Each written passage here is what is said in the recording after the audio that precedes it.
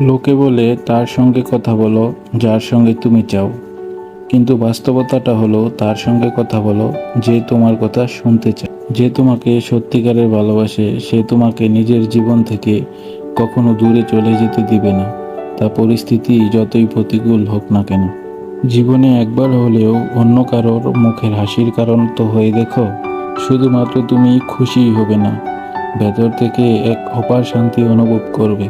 লোকে বলে তুমি খুবই সরল আর বোকা, তাই তোমাকে মানুষ খুব সহজেই ঠকিয়ে চলে যায়। কিন্তু আসল সত্যিটা কি জানো?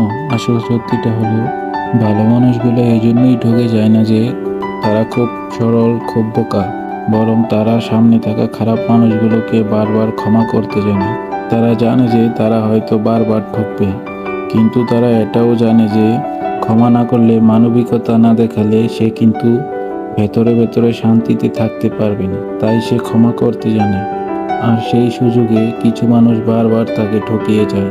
সময় তোমাকে কখনো না কখনো সেই মানুষটার সঙ্গে অবশ্যই দেখা করাবে যে মানুষটা তোমার সবচেয়ে আপন। কিন্তু সঠিক সময়ে সেই সঠিক মানুষটাকে তোমাকেই চিনে নিতে হবে। কেউ অপমান করলে রেগে না গিয়ে একবার হাসো আর তাকে বলো ধন্যবাদ, কারণ সেই মানুষটার উদ্দেশ্য থাকে তোমাকে রাগিয়ে মজা পাওয়া।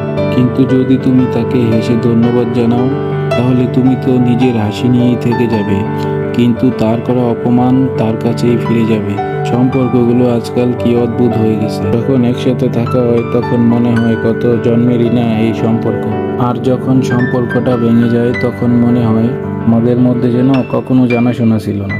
এই দুনিয়ার দুটি কঠিন সত্য, প্রথমটা হলো সময় পরিস্থিতি দেখে বদলে যায়, আর দ্বিতীয়টা হলো আপনজন সময় দেখে বদলে যায়। কখনো কখনো মনে হয় যেন হার মেনে নেই, কিন্তু তখনই মনে পড়ে যায় না, হার মানলে চলবে না, কারণ এখনো আমার সেই সমস্ত মানুষগুলোকে ভুল প্রমাণ করা বাকি আছে, যারা একদিন বলেছিল তোমার দ্বারা কিচ্ছু হবে না।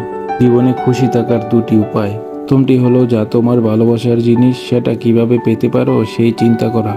দ্বিতীয়টি হলো তোমার কাছে এই মুহূর্তে যা আছে সেটাকে এখন থেকে ভালোবাসতে শুরু করা। সবার সুস্থতা কামনা করে আজকের মতো শেষ করছি।